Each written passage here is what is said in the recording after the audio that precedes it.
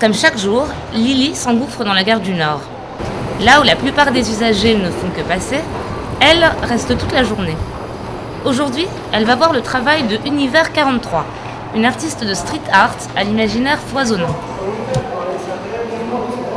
Là, je suis en train de choper le mouvement. Ouais, ça se voit. Je fais des bulles. Du coup, tu danses en même temps quand tu danses. C'est beau. J'écoute de la funk maintenant. La jeune femme dispose d'un mur de 9 mètres sur 3, sur lequel elle peut laisser libre cours à son imagination. Ce qui est intimidant, c'est quand tu es face au mur, quand tu n'as encore rien fait. C'est bizarre, mais le passage, moi, ça me met un peu en état de méditation.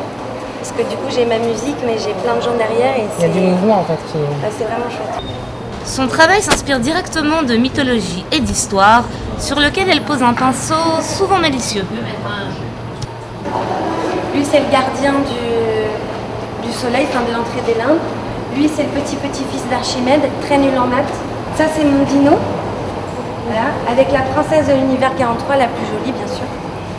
Elle, on ne sait pas encore ce qui va arriver, parce qu'en fait, c'est des personnages qui évoluent petit à petit. Lily nous emmène là où tout a commencé, sur le quai 36. Le collectif, composé de 15 amis originaires du Val d'Oise, a été baptisé du nom de cette voie de la gare du Nord, où la ligne H du Transilien entre dans la capitale. Passionné de culture urbaine, le groupe a décidé en 2013 de se réapproprier cet espace de passage avec un souhait. Égayer cette gare qui, par ses bruits, sa fluidité, peut être fatigante et en même temps donner un peu de repos à l'âme ou à l'esprit à n'importe qui, des usagers, des travailleurs dans la gare et puis même des fans de street art.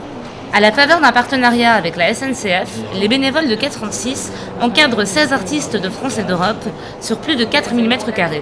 45 jours de résidence artistique, c'est énorme en fait. Après, comme rien n'est impossible, on ne s'est même pas posé la question de savoir si c'était difficile ou pas, on l'a juste fait, on s'est juste lancé pour le faire. Alors avec ses hauts, ses bas, ses fatigues, ses tensions, mais aussi beaucoup de rires, beaucoup d'aventures, beaucoup d'histoires, des accidents de pots de peinture, des histoires de clés, de local. Toutes les œuvres sont amenées à rester, en tout cas toutes les œuvres sur les murs en dur sont amenées à rester aussi longtemps que le temps le voudra. Une aventure éphémère vouée à durer, à la grande joie des passagers et des employés de la gare, de quoi donner un joyeux coup de frais à la gare du Nord.